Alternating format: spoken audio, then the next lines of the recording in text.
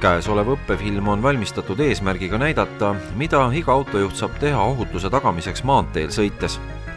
Maanteel sõit erineb linnatänavatel sõidust peamiselt sõidukiiruste poolest. Kui maanteel suure kiirusega sõites satutakse soovimatusse olukorda, on vigu väga raske vältida, kui mitte lausa võimatu. Õnnetused ei ole aga olukorrad, mis lihtsalt juhtuvad.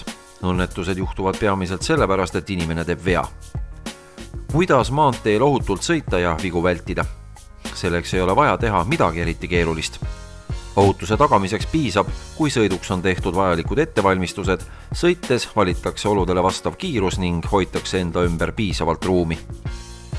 Käesolev õppefilm räägibki sellest, kuidas sõiduks valmistuda, kuidas hoida ohutut piki- ja külgvahet ning kuidas vajadusel ohutult mööda sõita.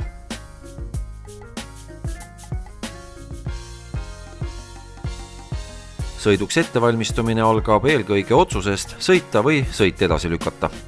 Näiteks kui tee või ilmaolud on halvad, minu sõidukogemused vähesed ja rehvid pole kõige uuemad, või siis kui pole öösel piisavalt magada saanud, siis oleks mõistlik sõit edasi lükata. Kui aga otsustatakse siiski sõita, tuleb järgnevalt teha sõiduks vajalikud ettevalmistused. Kasulik on kõigepealt läbi mõelda marsruut. Ohutumalt ja kiiremini jõuab tihti kohale, valides pikem, kuid parema teekattega tee. Talvel on põhimaanteed paremini sõidetavad. Kui sõidame meie jaoks võõral teel, on soovitav kasutada teekonna planeerimiseks kaarti. Erinevat liiki maanteed on kaartidel erinevalt tähistatud. Tänapäeval on võimalik navigeerimiseks kasutada ka elektroonilisi abivahendeid. Informatsiooni teetööde kohta saab ka Maanteeameti kodulehelt. Sõiduks tuleb võimalusel valida aeg, mil pole ummikuid.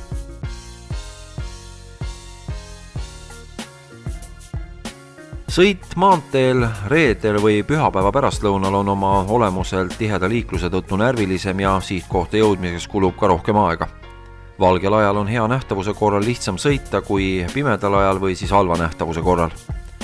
Kui sõiduks on valitud aeg, mil tee ja liiklus ning ilmaolud on halvad, tuleb valida oludele vastav sõidukiirus, säilitada rahulikku meelt ja ohutuse tagamiseks hoida enda ümber piisavalt ruumi. Pikaajalise sõiduga ning intensiivses liikluses osalemisega kaasneb pinge, mis juhti väsitab. Seepärast tuleb aeg planeerida selliselt, et oleks võimalik teha puhkepause. Kui väsimus on aga tingitud magamatusest, saab väsimusest võitu ainult magades. Seepärast peaks enne pikemat teekonda olema kindlasti korralikult välja puhanud. Teel võib ette tulla ka ootamatusi, rehv lõhkeb, teel on avarii või siis teetööd. Olukorra lahendamine võtab aega. Kui aega on sõiduks planeeritud piisava varuga, ei ole hiljem ka vajadust suurema kiirusega sõites kaotatud aega tagasi teha.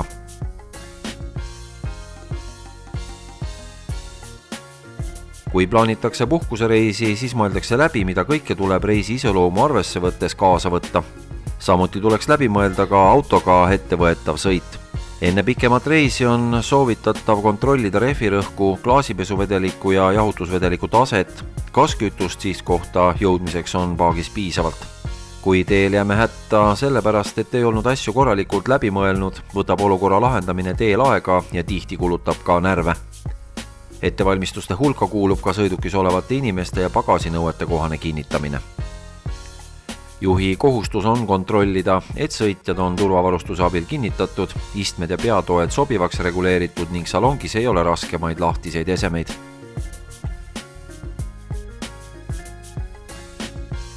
Maanteel nii nagu tänavatelgi on ohutuse tagamiseks oluline valida oludele vastav kiirus ja hoida tegutsemiseks enda ümber piisavalt ruumi. Juht peab teise sõiduki taga sõites hoidma sellist pikivahet, mis võimaldab vältida otsasõitu, kui eessõitja peaks ootamatult sõitu aeglustama või siis peatuma. Maanteedel heades ilmastiku- ja teeoludes sõites tuleb hoida eesolevaga vähemalt 3-sekundilist pikivahet. See tähendab seda, et jõutakse teel selle objektini, mille juures oli eessõitev sõiduk 3 sekundi pärast. Näiteks kui eesolev sõiduk on teel mingi objekti juures, siis sõitu jätkates loetakse rahulikult 21, 22, 23. Kui lugemise ajal möödutakse objektist, mille juures oli eessõitev sõiduk, oli pikivahe väiksem kui 3 sekundit. Siis tuleb pikivahet suurendada ning kontrollimiseks meetodit korrata. Autojuht ei tegele sõites loomulikult kogu aeg sekundite lugemisega. Igal autojuhil kujunevad välja omad mõõtühikud, mille järgi ta määrab ohutu pikivahe. Sõidu õppimise algul, kui ei ole veel välja kujunenud isiklikke mõõtühikuid või kui tekib kahtlus pikivahe piisavuses, siis soovitame kasutada pikivahe määramisel just seda meetodit.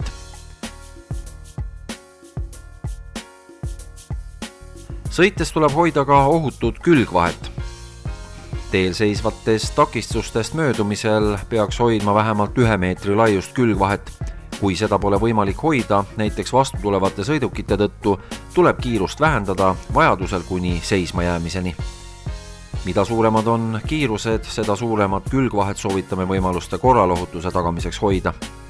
Möödudes kergliiklejast peab külgvahe olema vähemalt 1,5 meetrit.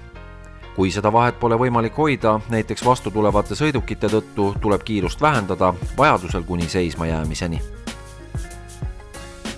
Kui olukord võimaldab, tuleks jalakäijatest ja jalgratturitest hoida veel kaugemale.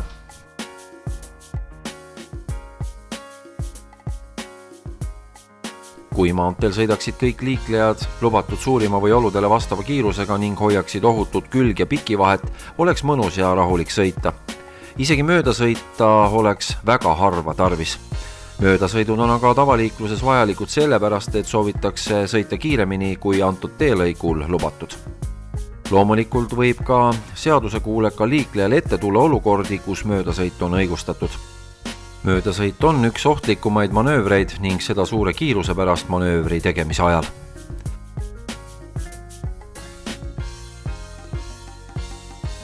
Enne möödasõidu alustamist peab juht veenduma, et ükski tema järel sõitva sõiduki juht pole alustanud temast möödasõitu ning samal sõidurajal ees sõitva sõiduki juht pole sisse lülitanud vasakut suunatuld.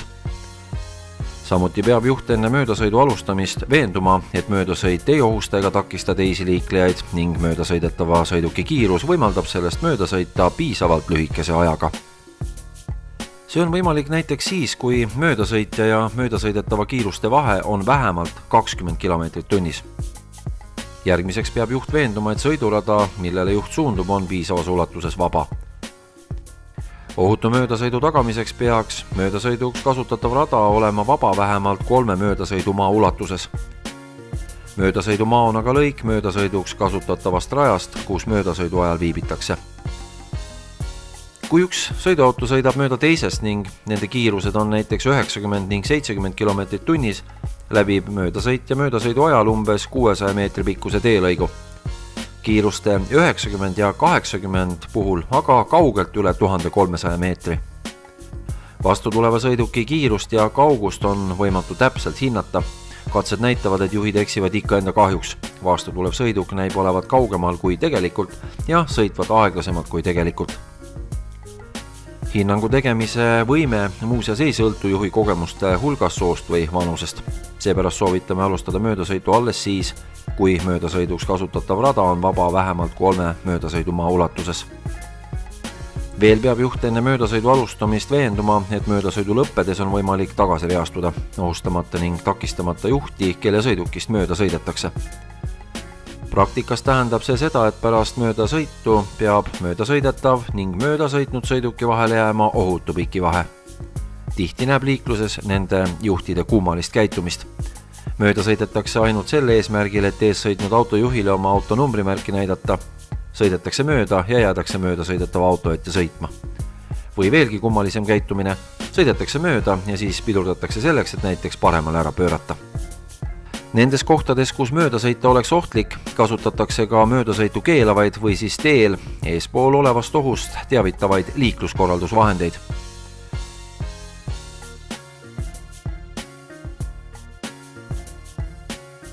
Kui ohutuks möödasõiduks on kõik eeldused olemas, võib möödasõitu alustada.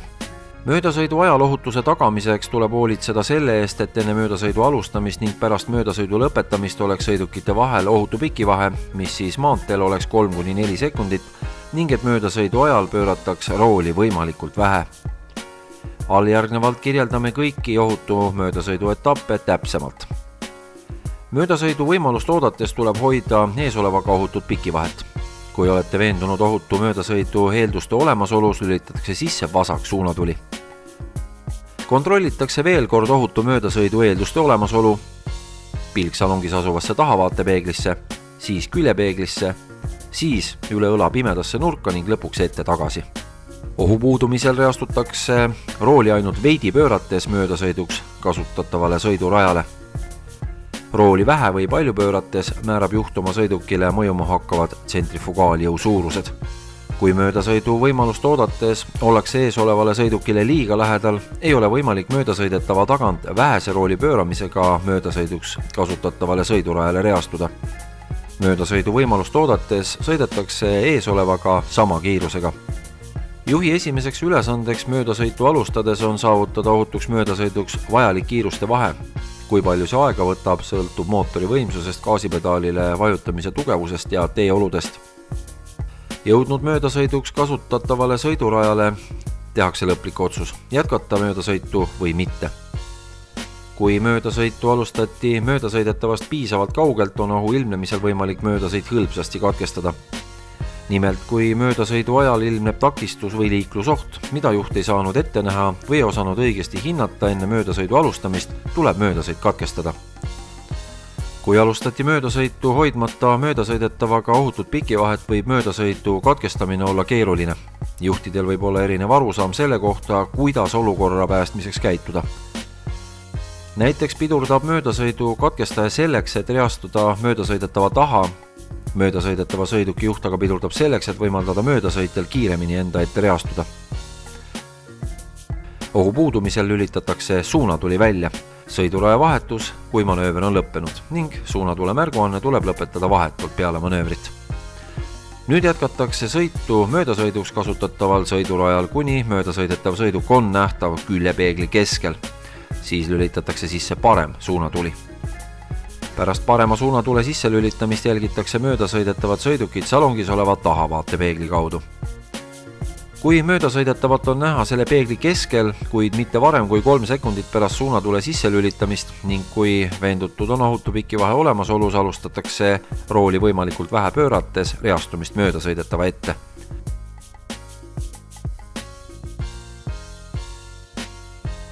Möödasõidu ohutuks lõppemiseks peavad kõik möödasõidu osapooled andma oma panuse.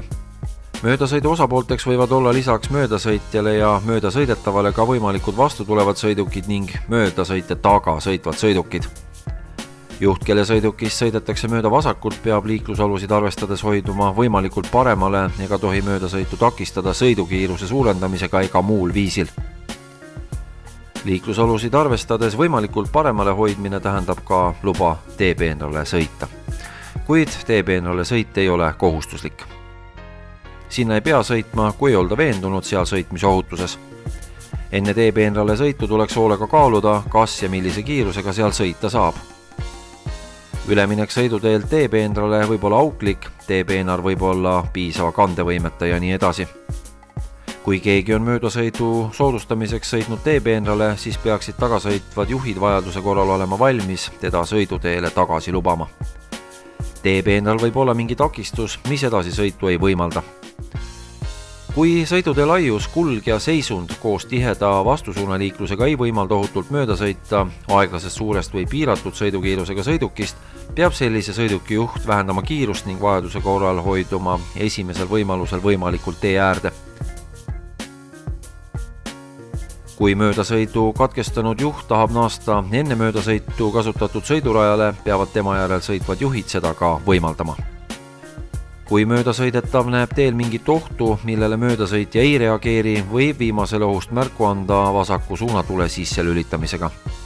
Kindlasti tuleb hoiduda teel võimalikult paremale ning vajadusel kiirust vähendada. Mitte mingil juhul ei tohi möödasõitu takistada.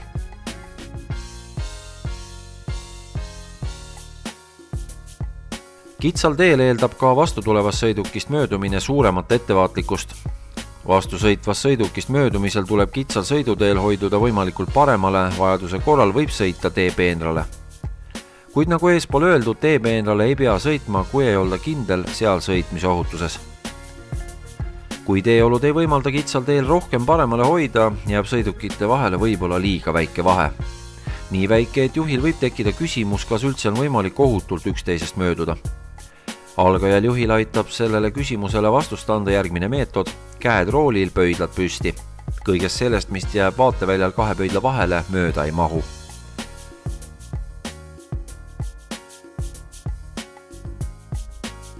Nii ka nagu filmis näha võis, sõltub liiklusohutus eelkõige liiklejate vahelisest koostööst ja üksteisega arvestamisest.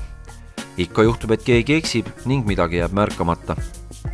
Eksimusele ei pruugi õnnetust järgneda, kui teised liiklejad ohu vähendamiseks midagi ette võtavad. See kehtib ka maanteel sõidul.